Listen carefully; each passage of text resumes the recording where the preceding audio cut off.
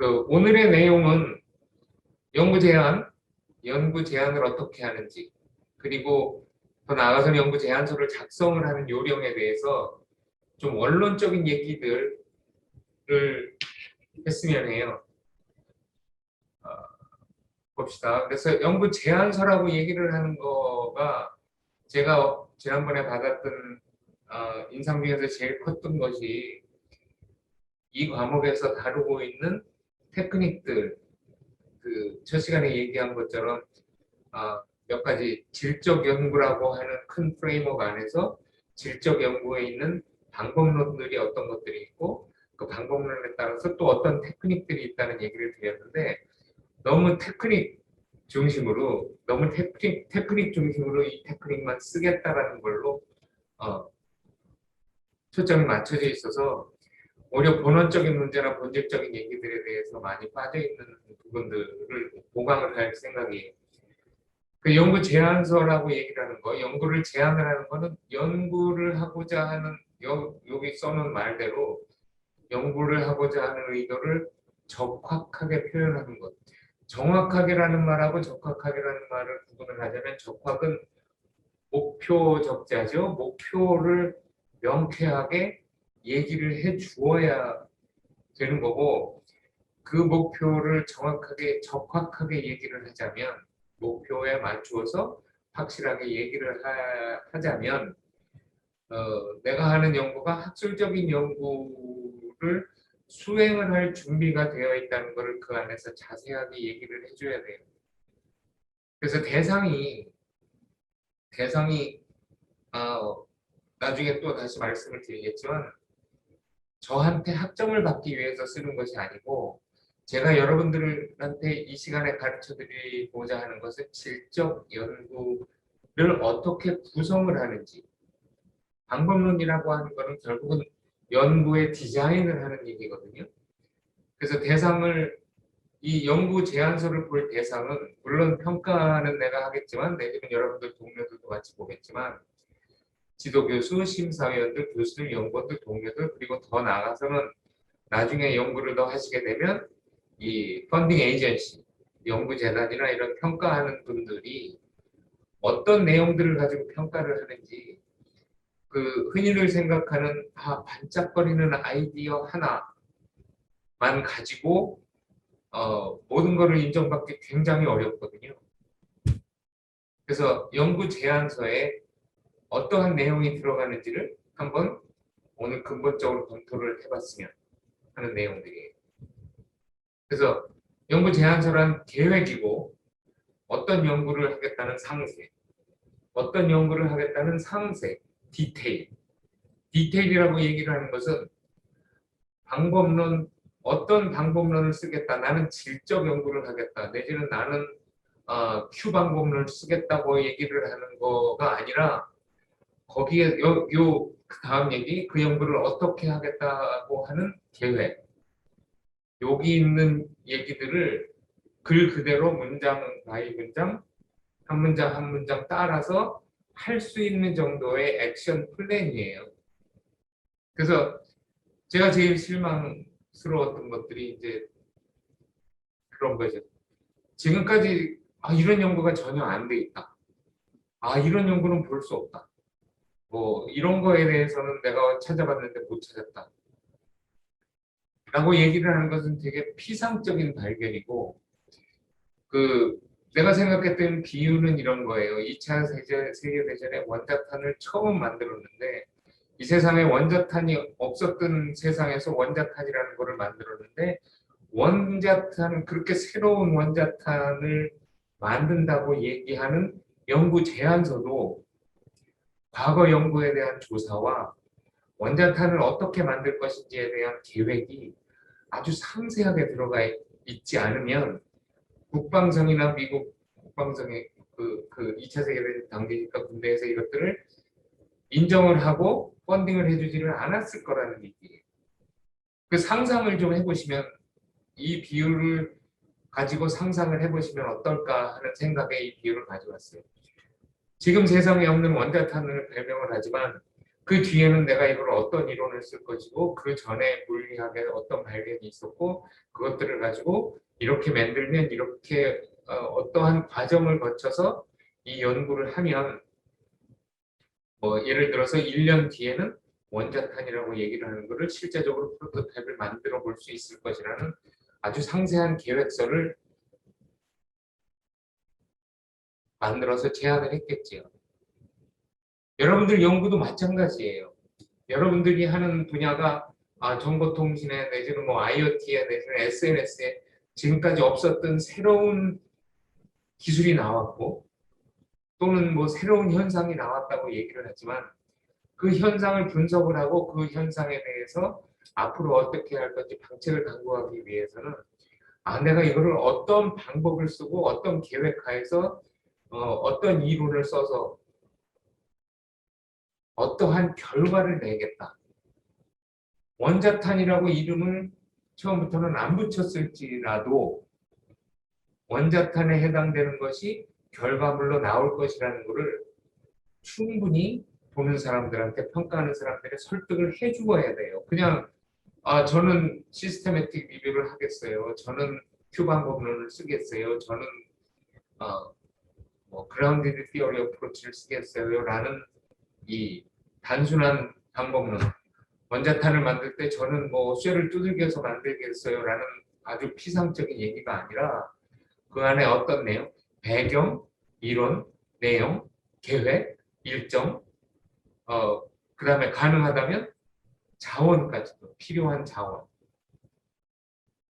들어가야 되겠죠. 자원이라고 얘기하면 뭐돈 얘기를 할 수도 있겠지만 파이낸셜 리소스도 있지만 휴먼 리소스 몇 명 정도를 어떻게 조사하고 그 사람들을 어디서 구할 것이며 그래서 쉽게 말하면 연구 제안서를 아까 말씀드린 것처럼 심사위원과 여러분이 합의를 하면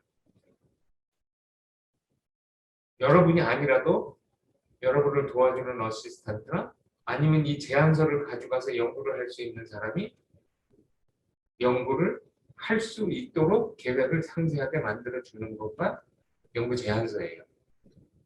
그래서 연구 제안의 중요성은 여기서는 일단 계약 이론처럼 써놨는데 심사위원을 하는 사람들하고 제안을 하는 사람들이 제안자를 보호하기 위한 도구이기도 하고 심사위원들을 보호하기 위한 도구이기도 해요. 심사자는 어떤 맥락에서 보호를 하냐 하면 내가 저품질의 논문을 생산시키는 거가 아니다라는 것들을 미리 내가 사인을 해주기 전에 확인을 할 수 있는 제안서입니다. 그 다음에 제안을 하는 사람 입장에서는 제안을 해놓으면 거기 있는 대로 추가적인 요구사항이 필요 없어도 이 정도면 될 거라는 것을 제안자와 심사자가 사인을 하는 거예요. 그래서 써야 되는 내용이 얼마만큼 상세한 게 좋은지를 이 얘기를 드리면 아시겠죠. 계약서라고 생각을 하면 예를 들어서 뭐 10명을 했던 거를 100명으로 바꿔라라고 얘기를 하는 무리한 요구사항을 제안자 입장에서는 막아줄 수 있는 거고 심사자 입장에서는 이 과정을 거쳐서 이거를 간다고 했는데 그것들을 왜 안 했냐고 그러는 걸 요구를 할 수 있는 거고 그래서 상세해야 되는데 마찬가지예요. 대학원의 논문 제안이지만 우리 선생들이 쓰는 외부의 펀딩 제안도 그렇고 프로젝트 제안서에서도 똑같은 얘기가 해당이 됩니다. 그래서 구성 요소는 어떤 문제를 다루는가 중요하지요. 우리 여러분들 이 부분들은 많이 안 놓쳤어요. 근데 연구의 디자인, 이 연구의 목적은 무엇이고 중간중간의 목표는 무엇이고 목적과 목표가 다르죠. 목적은 관역적자의 타겟팅을 하는 거 최종 결과물이고 목표는 중간중간 딜리버러블 각각의 오브젝티브들을 어떻게 달성할 것인가에 관한 얘기들이 상세하게 들어가야 되고 그 다음에 무엇보다 많은 분들이 예상 결과에 대해서 처음 해보시는 분들은 이런 생각 많이 해요. 연구를 해보지도 않았는데 어떻게 결과를 예상을 해? 그런데 결과가 예상이 안 되는 연구는 할 수가 없어요.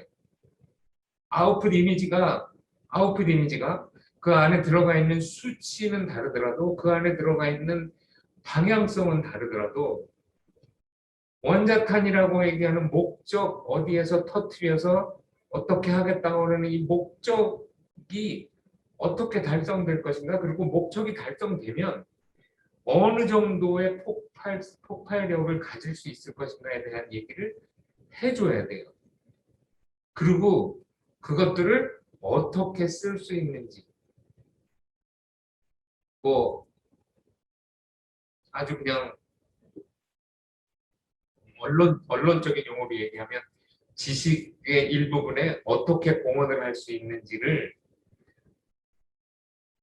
나중에 연구 논문에다가 쓰는 것뿐만이 아니라 연구 제안서에 그 내용에 예상되는 결과가 들어가 줘야 되고 예상되는 결과를 어떻게 활용을 할 수 있는지 생각 밖으로 심사자들이 그거를 잘 몰라요. 여러분들 그 소통의 문제점이나 이런 책들 많이 읽으셨죠? 자세히 글로 설명을 해줘야 돼요.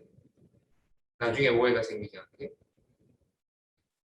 그래서 연구 제안서 쓰는 과정을 통해서 내가 하고자 하는 연구들의 단계를 구성을 할 것이고 각각의 스테이지들을 내 머릿속에 확실한 정도가 아니라 듣는 사람이 확실하게 알 수 있도록 얘는 일주일 지나면 뭐가 돼 있을 것이고 2주일 지나면 뭐가 돼 있을 것이고 3주일 지나면 뭐가 돼 있을 것이라는 것들을 서로 같이 합의할 수 있는 형태의 단계들이 구성이 되어 있어고 학술적인 연구의 맥락이 확보가 돼야 돼요. 이게 뭐 IoT고 빅데이터고 그다음에 뭐 유저 인터페이스 이런 유저 인터페이스는 없었고 뭐 그거는 모르겠어요. 상업적인 데서는 얘기가 통할지 몰라도 연구라고 하는 이 전통을 쫓아가고 과거의 연구들의 패러다임을 바꾸는 연구들도 예를 들면 뭐 패러다임을 바꿨다고 얘기하는 상대성 이론도 사실 뉴토니안 패러다임에서 그 학술적인 연구의 맥락을 항상 가지고 왔거든요. 학술적인 연구의 맥락도 연구 제안서에 들어가야 돼요. 학술적인 연구의 맥락이라고 그러는 것은 뭐가 들어가야 되냐면 결론적으로 문헌 연구가 들어가야 돼요. 리터러처 리뷰라고 얘기하는 우리말로 문헌 조사라고 그러면 어, 말이 좀 너무 가벼워지는 경향이 있는데 내가 찾고자 하는 연구 결과와 유사한 연구들을 수행한 연구들 내지는 그거에 관한 이론들의 맥락을 여러분들 제안서에 써주셔야 돼요. 그 맥락이 이런 것은 세상에 아직 없었다 이 한마디로 일반 포괄적인 일반화로 통하지가 않아요. 설득을 해야 돼요. 창의성 발현하셔야 되고요. 연구의 가치를 확보하고 연구 방법에 대해서 확실하게 이 연구 방법을 통해서 이 연구 디자인을 통해서 내가 생각하는 목적을 달성을 할 수 있는지 목적에 대한 목적을 달성하는 데 있어서 나타날 문제점들이 어떤 것들인지를 대비를 할 수 있는 얘기를 제안해 주셔야 되고 그 안에 실제적인 연구 일정 계획이 들어가야 돼요. 그죠? 이거에 대한 연습을 하는 게 이번 과목에서 제가 여러분들한테 드리는 그 기회입니다. 기회고 그 전체적으로 질적 연구에서 이것들을 어떻게 하는지 단계들을 구성을 하고 맥락을 확보하고 가치를 확보하고 창의성을 발현하고 연구 방법들을 하고 여기서 얘기하는 이 요소들을 어떻게 확보하는지를 우리가 매 시간 얘기를 해왔는데 이 본질적인 얘기들에 대한만 놓치고 자꾸 테크닉 쪽으로 많이 어, 좀 기우는 것 같아서 이런 본질적인 얘기들을 다시 해요. 그 구성은 합리적으로 쓰는데 보통 쓰는 구성이 한 두 가지 정도 돼요. 제목, 요약, 문헌 리뷰, 방법론, 자료 수집, 분석 방법, 시간 계획, 필요 자원, 예상 결과, 참고문헌.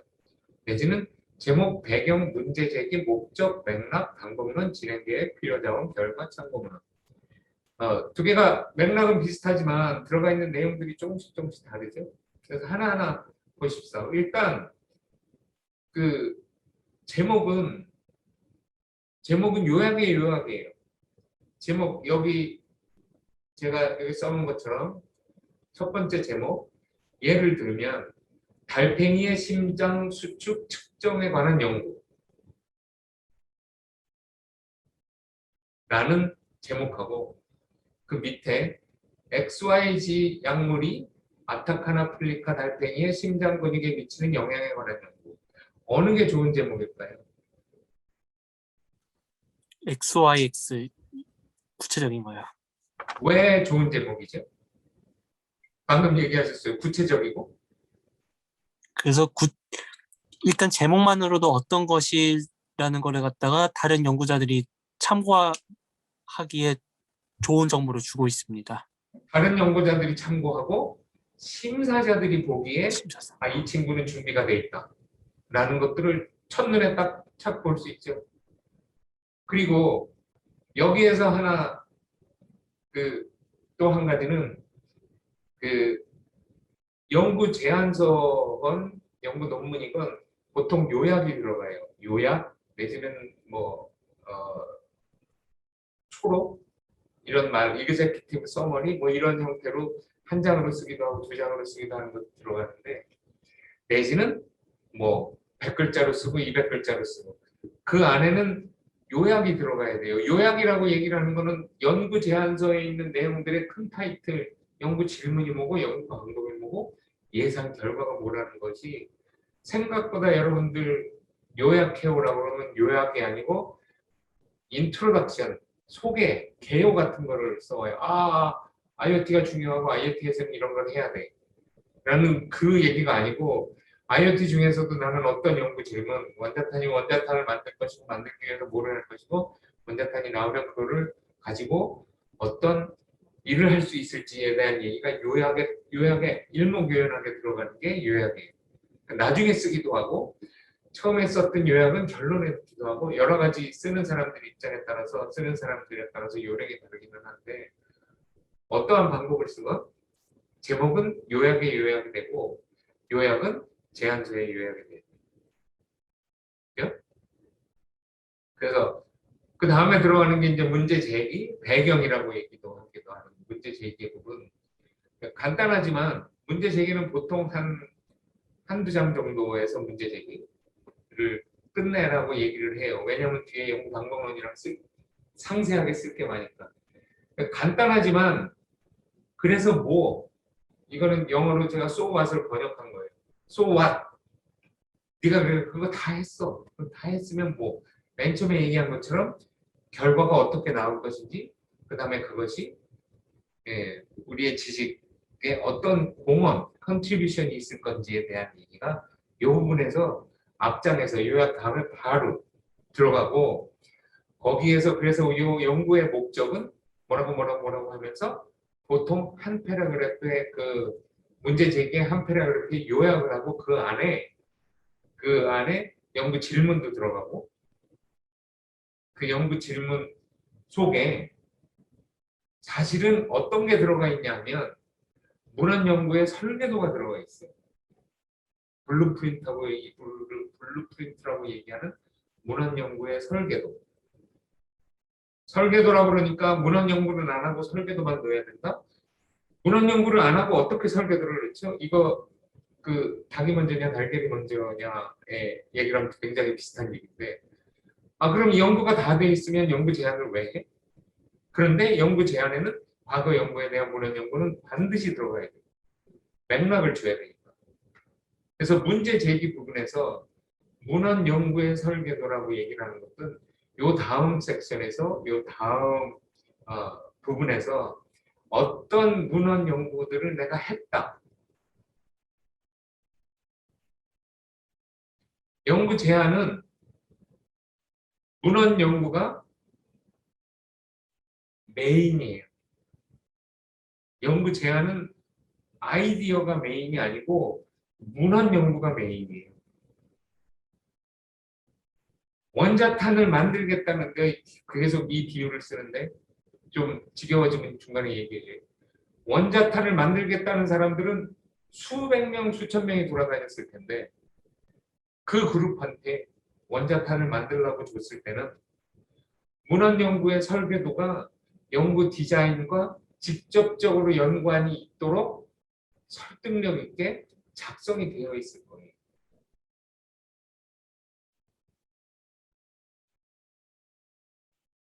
어떤 물리학의 이론을 핵융합이나 핵분열의 뭐를 가지고 그것들을 어떻게 컨테인을 시키고 어떻게 쿨링다운 시키고 어떻게 폭파시키고 하는 설계가 거의 완전한 설계가 거의 다 들어가 있는 게 사실은 연구 제안이에요.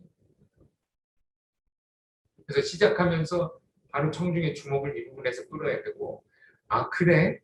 그러면 이제 문헌 연구를 네가 어떻게 했는지 보자. 과거에 무슨 연구들이 있었는지 보자라고 다음 섹션으로 넘어갈 수 있도록 써줘요.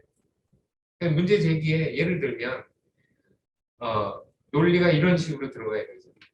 아, 나는 사물 인터넷의 활용에 관해서 연구를 하겠다라는 얘기가 아니고 그보다 좀 더 한 발자국 더 나가서 사물 인터넷의 활용이 생각만큼 많이 되고 있지 않고 있는데 그 이유 중에 하나는 사람들이 사물 인터넷에 저항심을 많이 가지고 있는 것으로 과거 문헌에서 나타난 것들이 여기에 적용이 되는 것 같다. 따라서 여기서는 이러한 저항식들을 없애기 위한 방안을 어떻게 개발할 건지를 연구를 한다고는 문제 제기, 이 속안에 연구의 목적이 들어가 있죠.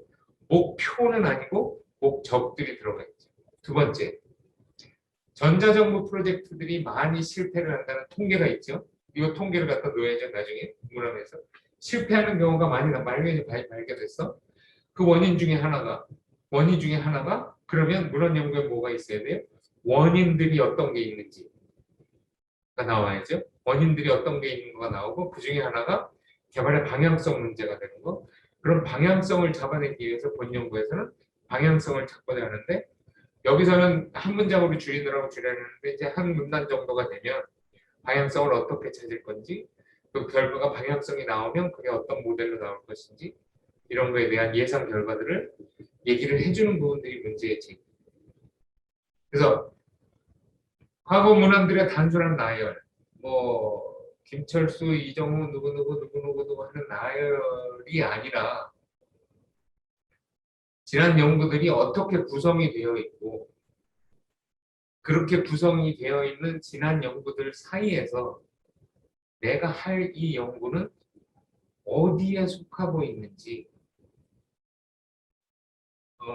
물론 뭐 그룹이 A, B, C가 나눠지거나 내지는 트렌드가 A, B, C 트렌드로 나눠지면 나는 어떤 트렌드에 속해 있고 그 트렌드에서 해왔던 연구들 중에서 내 연구는 위치가 어디에 들어가 있어서 과거의 연구들을 확장을 하는지 검증을 하는지 재현을 하는지 또 과거에 조금 잘못되어 있는 부분들 내지는 오해되어 있는 부분 내지는 결과가 다르게 나타나는 부분들 상반된 결과가 나온 것들을 어떻게 다시 찾아낼지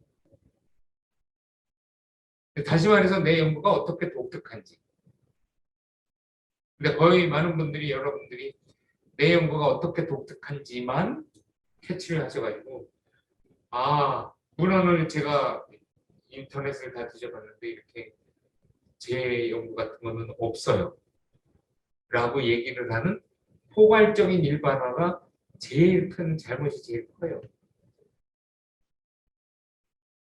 요거를 찾아내는 작업을 해야 되고 내 연구를 과거 연구와 다르게 포지셔닝하는 작업들을 해야 돼요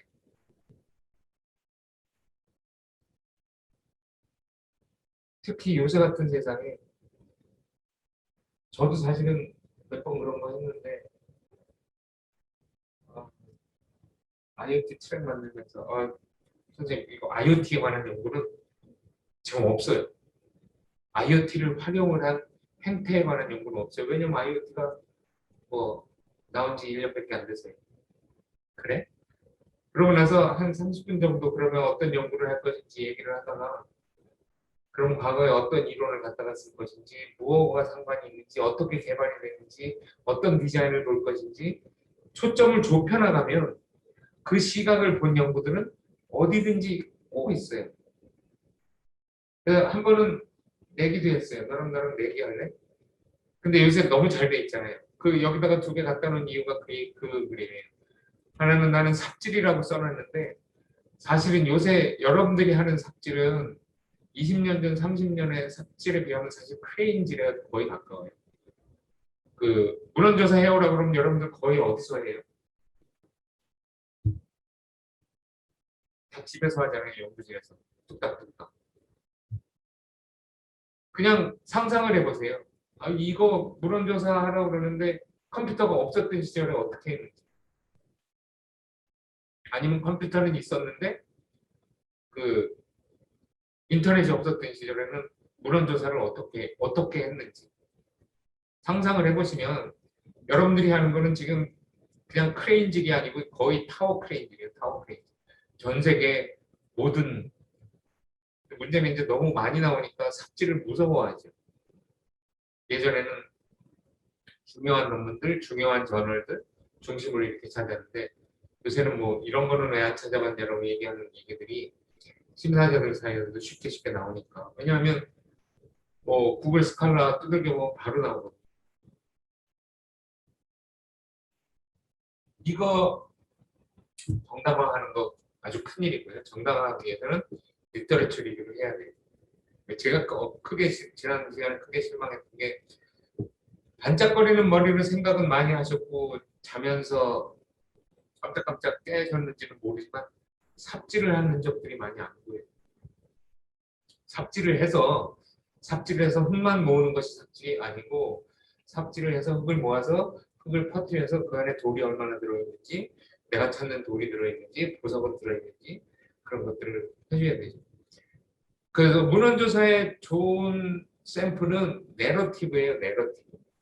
우리말로 이야기라고 번역을 하니까 좀 맥락이 잘 안 전해지는데 많은 사람들이 아는 이야기에서 시작을 해서 많은 사람들이 모르는 이야기까지 흘러가는 것이 문헌조사의 스토리다. 근데 그렇다고 거의 많은 경우에 나는 뭐 IoT에 관해서 연구를 할 것이다. 그래서 IoT의 현황과 뭐 이런 것부터 시작하는 거는 사실은 어, 너무 역시 포괄적인 일반이고 내가 찾고자 하는 연구 질문에서 범위를 조금 넓혀서 그 위에 있는 사람들, 이 분야에서 이 연구를 하는 사람들이 흔히들 알고 있는 일반적인 티어리에서 그것들을 가지고 내가 그 밑에서 어떤 거를 찾아낼지. 깔때기처럼 생겼죠? 깔때기를 일부러 그리는데 깔때기의 꼭지, 마지막 이 깔때기에 물 떨어지는 부분이 연구의 목표가 되고 이것이 연구 질문이나 가설의 형태로 나타나고 간결하게 한 문장으로 써줄 수 있고 그 다음에 이 연구 결과를 가지고 나중에 내지는 나중에 논문을 쓸 때 내지는 심사위원들을 설득하는 데 있어서 가장 먼저 물어보는 질문들이 그거거든요. So what? 그래서 뭐 하려고? 레디니스 인덱스를 그래서 만들었어. 그럼 레디니스 인덱스를 만들어서 뭐를 하려고? 어떤 문제에 대한 해결책으로 네가 그거를 제시를 하는 것이고 거기 그 해결책으로 연결될 수 있는 답이 어떤 것인지를 글로 설득을 해줘야 돼. 나중에 발표장에 가서 그거 모르세요? 뭐 그건 당연한 거 아니에요? 이런 얘기 할 수 없을 거거든요. 바로 X죠. 그래서 그것들을 글로 명확하게 1번, 2번, 3번 정리를 해줘야 되고 그 다음에 참고문헌 쓰실 때 검색어 좁혀나가기 과정에서 문헌조사 과정에서 검색어가 바뀌죠 계속 하다가 보면 마음도 바뀌고 돼 있는 연구들도 많은 것 같고 근데 주로 동료 리뷰가 된 논문들을 찾아서 코어 논문들을 써야 되고 현재 논문들 최근 것들이 들어가 있죠. 최소한 과거 한 5년 정도. 내 연구 관련 주제와 그 다음에 그 분야의 대표 논문들이 어떤 것인지 참고문헌을 찾다가 보면 나와요. 어떻게 찾다가 보면 나오냐 하면 삽질을 해서 그냥 흙을 퍼놓는 게 아니라 그 흙을 부셔 무슨 얘기? 다른 참고문헌 보고 또 누가 어떤 것들을 참고했는지를 찾아보면 많이 인용된 논문들이 나오고 많이 인용된 이론들이 나와요. 그럼 그 이론들을 가지고 내 연구에도 확인을 해야지. 구글 스칼라 여러분들 이미 다 쓰시고 계시겠지만 우리 학교 도서관 데이터베이스 무시하지 마시고 구글 스칼라보다 훨씬 적합하게 나오니까 확인해서 쓰시고 그 다음에 엔드노트 그 레퍼런스 매니지먼트 소프트웨어 꼭 쓰시고 그 다음에 표절을 방지하려면 나중에 쓰다가 보면 기억이 안 나요. 어디 있었는지. 그래서 쓸 때 바로바로 엔드노트에서 바로바로 참고문헌 달고 그 다음에 문단별로 달지 말고 한 문단 통째로 요약해서 이 논문은 이런 논문이다 그래서 문단에다가 다는 거는 일단은 이 나중에 이 연구 제안서란 논문을 써보시면 알겠지만 이 스페이스의 낭비. 왜냐하면 보통 일반적으로 다른 문헌들을 인용을 할 때는 한 줄이 거의 맥시멈이지 그것들을 요약을 해서 한 문단 정도 요약을 할 논문들은 없어요. 그거는 안 좋은 방법이에요. 생각이 많이 안 익은 거예요. 그래서 항상 달아놓고 그 다음에 그대로 베끼지 말고 요약해서 재구성, 모방, 패러프레이즈, 리프레이즈. 그 다음에 목적과 목표. 이게 사실 우리말에서 헷갈려요. 어느 게 위에 거고 어느 게 밑에 건지. 근데 영어로 얘기하면 영어로는 goal하고 objective. 내가 실제적으로 가야 될 최종 목표가 뭔지를 정한 거하고 중간중간에 어떤 목표를 달성하기 위해서 중간중간에 내가 해야 되는 objective들, deliverables 정하는 거와 두 개를 다 해줘야 돼요. 아, 이거는 당연히 이거를 하면 이게 되는 거 아니에요? 라는 게 아니라 첫 번째 목적은 뭐고 두 번째는 세 번째는 뭐고 다섯 번째는 뭔데 이 다섯 개가 다 합쳐지면 최종적으로 내가 하는 것이 뭐라고 그러는 거를 디컴포지션 나눠주는 거죠. 그다음에 방법론이라고 얘기를 하는 게 그냥 뚝 떨어져서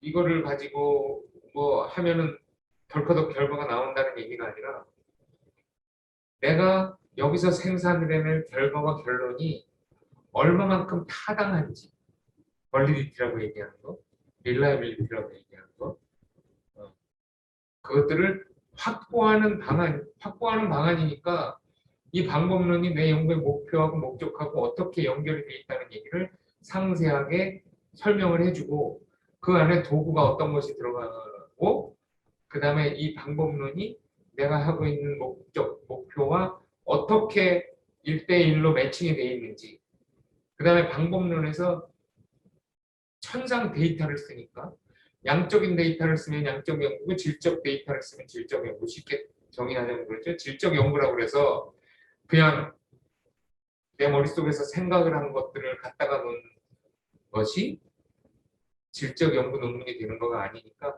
어디에선가 데이터를 어떻게 모을 것이고 그 데이터들을 어떻게 활용할 것이고 그 데이터들을 어떻게 분석을 할 것이고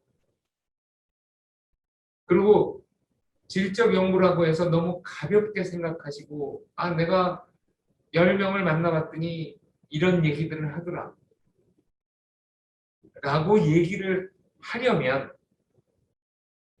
10명을 만나서 어떤 얘기들을 했고 우리 페노메놀로지 현상학이나 그라운드 디어리에서 맨날 하는 얘기가 트랜스크립트를 그대로 버바팀으로 그 사람 말대로 정리를 하고 만들어서 그거를 코딩을 하고 그 안에 있는 걸 뽑아내고 그 방법론의 정당성을 하나하나 설명을 해주고 내가 이런 타당한 방법을 써서 이런 결과를 도출했다고 그런 걸 얘기를 해줘야지. 아, 그냥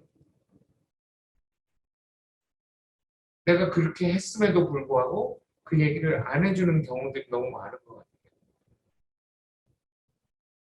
그리고 그런 인터뷰를 하고 포커스 그룹을 할 때는 시간도 많이 들어가고 트랜스크립트도 다 확보하고 그것들을 하나하나 코딩을 하고 코딩을 한 다음에 어떻게 해요? 타당성을 확보하기 위해서 옆에 사람도 코딩을 하고 공저자도 코딩을 하고 다른 사람들이 코딩을 해서 그것들이 정당하게 그대로 합리적으로 도출이 된 건지 많은 사람들이 그렇게 생각하는지 타당하다는 타당성을 확보를 해야지 내가 그 특히 이제 비즈니스에서 실무에 나는 뭐 내가 실무에서 많이 해봤으니 이거 실무에서 많이 쓰는 방법이에요.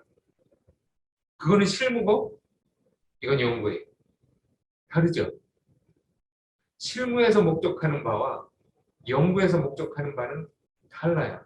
실무에서는 문제를 해결을 하는 것이고 연구에서는 이론을 찾는 것이고 이론을 찾아서 문제를 해결하지만 실무에서는 이론은 의미가 없죠. 이론은 내가 가져다 쓰는 거죠. 실무에서는 어떤 방향으로 가건 부산을 가면 되는 건데 연구에서는 부산을 가기 위한 방법들이 어떤 것들이 있는지 그것들을 이론적으로 찾아내는 것들이 연구.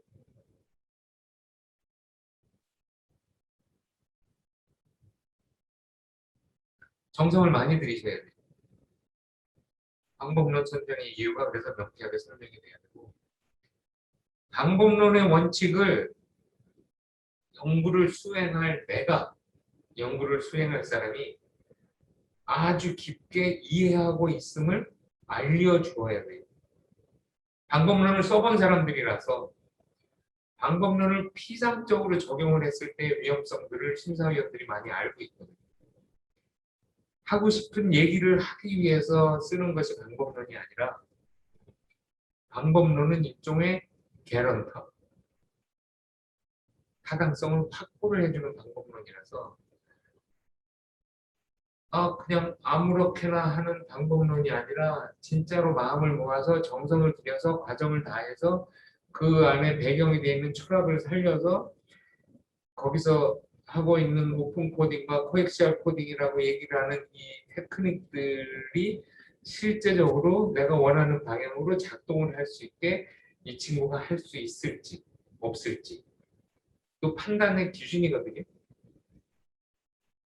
우리는 그 피상적인 얘기를 뽑는 것이 아니라 아주 시리어스하게 심각하게 연구를 해서 결과를 낼 제안서들을 뽑는 겁니다. 그리고 그래서 원칙이 이해가 잘 안 돼 있으면 연구의 진행 및 성공 가능성에 대해서는 의구심이 들겠죠. 그래서 결과? 어떻게 연구 결과를 미겨내요? 그건 피상적인 얘기고 연구 결과는 어느 정도 나와야 돼. 플러스가 나올지 마이너스가 나올지는 몰라요.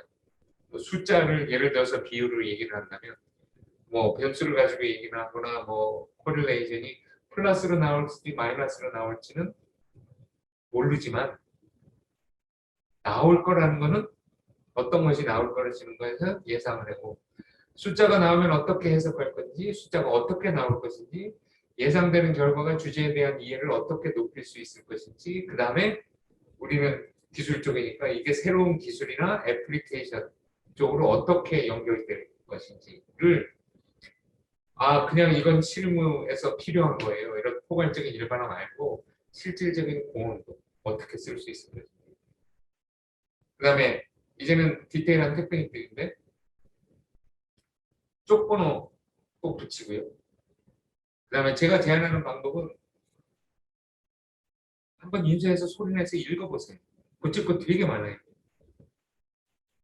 그 제가 우리 연구실에서 요즘은 그 원칙을 잘 안 쓰는데 저한테 연구 제안을 하거나 하는 친구들 제안서에서 그 실질적으로 검토를 하는 팁이 저는 가다가 오타가 10개 나오면 안 봐요.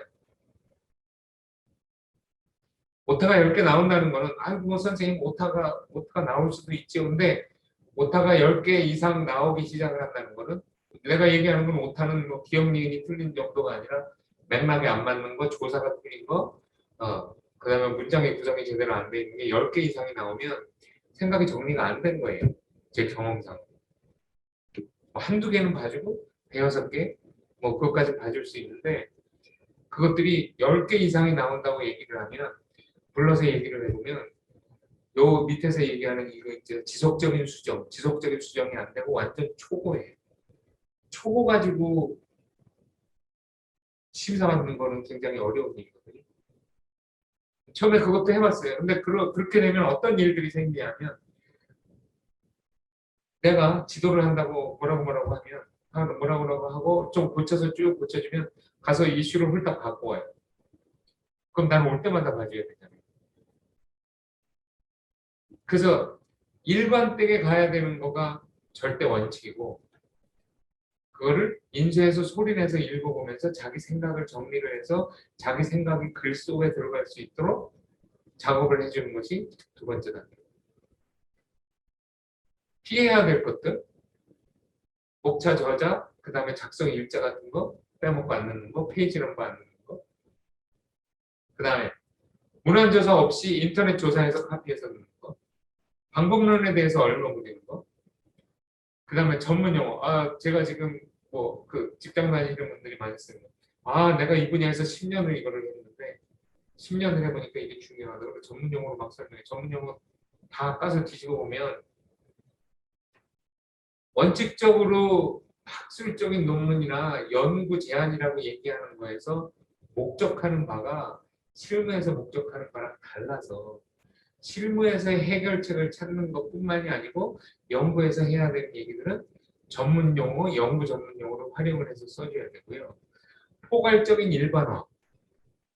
이거 내가 일을 해보니까 필드에서 이거 안 쓴다. 내 친구들 보니까 이렇더라. 이건 세상에 없는 거다. 근데 연구한 사람이 없다. 안 되는 얘기. 거의 불가능해. 그 다음에 심사자 눈치만 보기는 내가 생각하다가 여러분들이 왜 이랬을까 그러는데 책임의 많은 부분이 저한테 있었던 것 같아요. 여러분들한테 테크닉들을 많이 보여드린다고 이것도 있고 이것도 있고 이것도 있다고 해서 전부 풀 인벤토리를 다 리뷰를 하다가 보니까 여러분들이 너무 그런 부분에만 초점을 맞추신 것 같아요. 본질적인 부분, 어떤 연구를 하려고 하는지, 무슨 연구를 하려고 하는지, 어, 이미 거의 확실한 상황이 돼야 되고, 그것들을 설명을 해줄 수 있어요. 예를 들면, 누구 거라고는 이름을 안 달았어요. 여기에 보면 선행 논문을 보았을 때 센서에서 데이터를 추출하고 이를 강화한다 품질표 연구의 부족. 선행 논문을 보았을 때라는 이 한마디로 일반화시키는 건 안 되고요. 선행 논문을 보았을 때라는 것들이 한 10페이지 정도는 써줘야 돼요. 품질 지표 연구가 부족하다는 걸 부족한 걸 어떻게 알지? 많은 경우에. 가장 많이 실수하는 것들이 초보 연구자들이 실수하는 것 중에 하나가 그런 거예요. 이 분야에서는 연구가 부족해요. 왜 부족하니? 찾아서 안 나왔으니까 부족해. 근데 거의 많은 경우에 부족하다 그러는 거는 찾아서 봐서 다 검토를 해보니까 이런 부분이 안 돼 있다고 얘기를 해야 되는데 찾아보니까 안 나오니까 연구가 부족해요라고 얘기를 하는 거는 두 개의 차이점을 아시겠죠? 스터디를 해서 안에 거를 찾아보고 다른 사람들이 한 연구를 다 까뒤집어 보니까 이런 연구를 한 게 없다고 하는 거하고 인터넷에서 이거 두들겨 보니까 이런 연구가 안 나왔어요 얘기하는 거는 완전히 다른 얘기예요. 왜 없는지를 얘기를 하는데 그래서 내가 초보 연구자들한테 항상 얘기하는 거는 이게 부족하다고 얘기한 논문을 가지고 오라고 얘기를 해요 보통.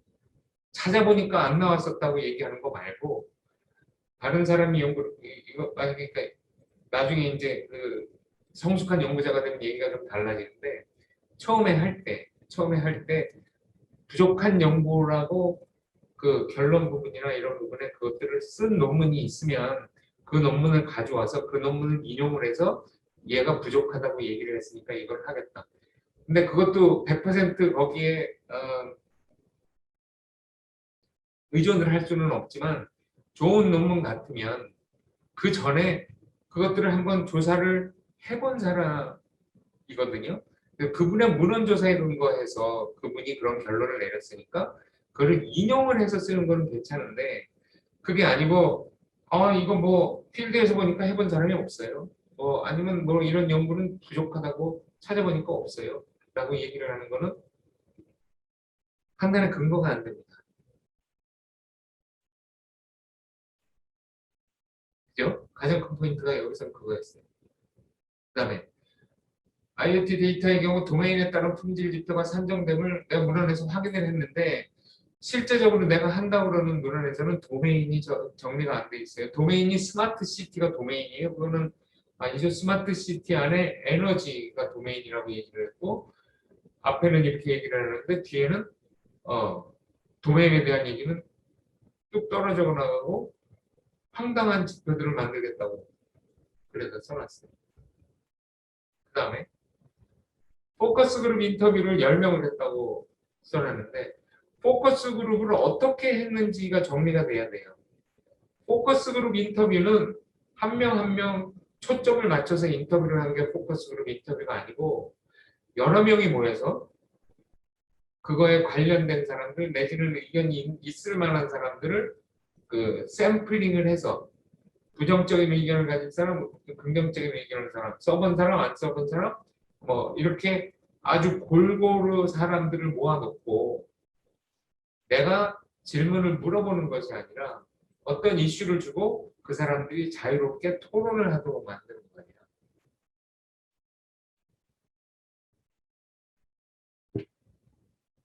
그래서 그냥 한두 사람 물어보고 그 사람들이 한 얘기를 트랜스크립트 하는 거하고 포커스 그룹 인터뷰라고 하는 건 다른 얘기예요. 방법론에 대한 이해가 필요합니다.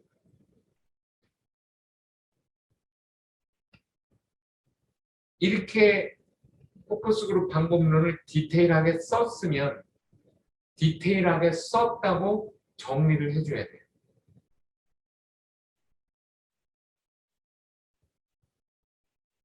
그리고 포커스 그룹을 하겠다고 하면 포커스 그룹을 어떻게 하겠다고 맨 처음에 내가 시작하면서 말씀드린 것처럼 방법론에 대한 이해가 그 사람이 체득돼 있다고 심사자가 느낄 수 있을 정도로 포커스 그룹을 어떻게 해봤고 어떻게 구성할 것이고 퍼실리테이션을 어떻게 할 것이고 시간은 어느 정도 걸릴 것이고 트랜스크립트는 어느 정도 나올 것이고 트랜스크립트가 나오면 그걸 어떻게 분석을 할 것이고 하는 거에 대한 얘기가 굉장히 타이트하게 정리가 되어 있어야지.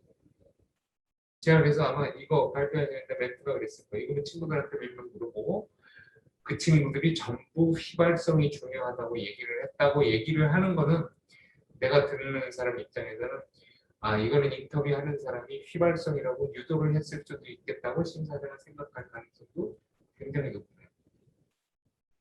퀄리테티브는 벌써 다 끝났기 때문에 이제는 휘발성에 대해서 나는 양적 연구를 해야 되겠습니다. 이거 퀄리테티브 부분을 인정을 해드리기가 어려워요. 텍스트 분석을 통한 상황 유추, 연예인 루머, 이건 또 다른 얘기죠. 그 다음에 또 관련 저널을 검색을 해서 시스테매틱 리뷰를 하겠다. 핵심 기술과 산업에 미치는 영향과 그 맥락은 무엇인가? 연구 결과가 어떨 것이라고 하는 것에 대한 얘기도 아무것도 없고.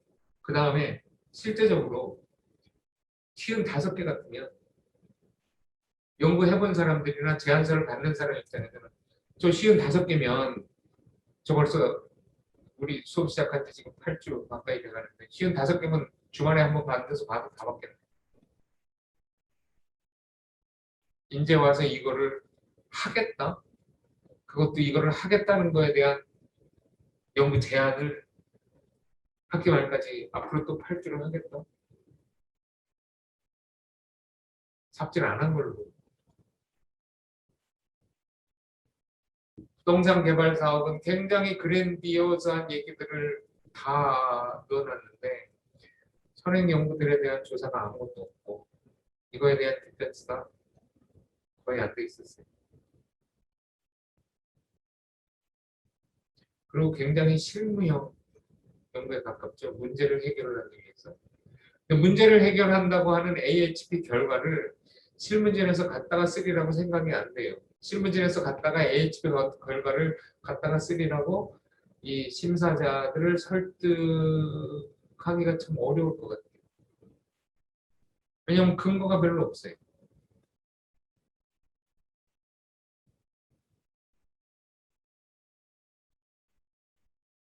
그나마 좀 하겠다고 교과서에 있는 방법론 그대로 갖다가 넣는데 여기서 확실히 안 되는 부분은 연구를 하는 친구가 가서 진짜로 신시하게 이분들을 인터뷰를 할 수 있을 것인지 관찰이 더 필요한 건 아닌지 그 사람들이 얘기하는 것만으로 충분할 것인지 키오스크를 쓰는 사람들에 대한 행태를 현상학 피노메놀로지적으로 어떻게 분석을 할 것인지에 대한 연구가 너무 인터뷰에 대한 포커스가 되어 있고 10명에 대해서 노인들을 대상으로 어떤 결과들을 찾아낼지 상상이 잘 안 돼요.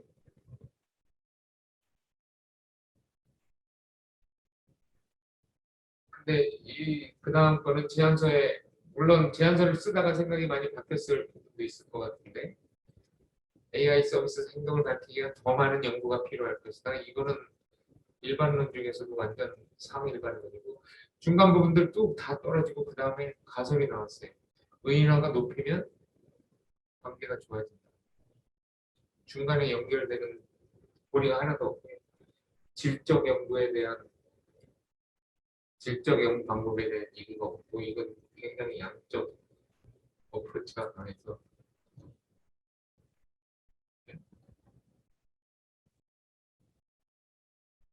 여기서도 마찬가지죠. 이 제안서의 경우 RPA를 이렇게 설명을 했어요. RPA라고 얘기하는 거는 반복적인 추작업, 예외가 제한적인 업무, 일과 시간 내에 처리해야 되는 업무, 다수의 시스템을 쓰는 굉장히 루틴한 개인의 업무 프로세스로 알고 있고 개인의 업무를 좀 자동화하는 거라고 생각을 하고 있는데 이 개인의 업무 자동화가 아,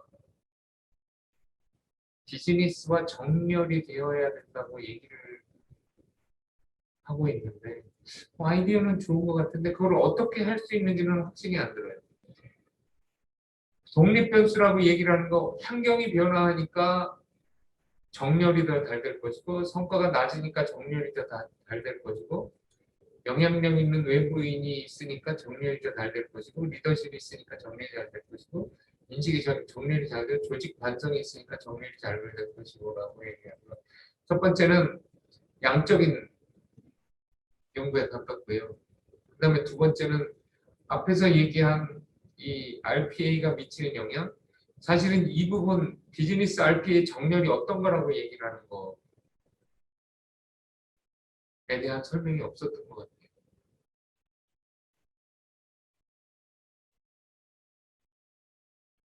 설득력이 굉장히 약했다는 얘기.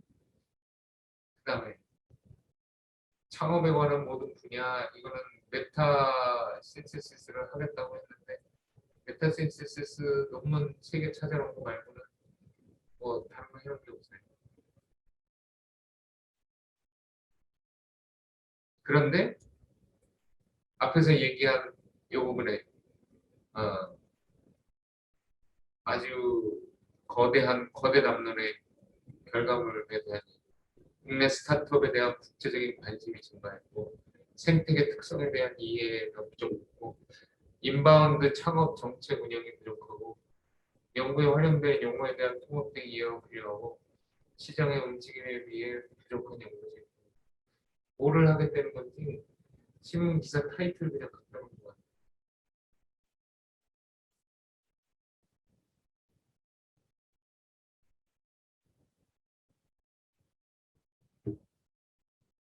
결론적으로 많은 삽질이 필요합니다.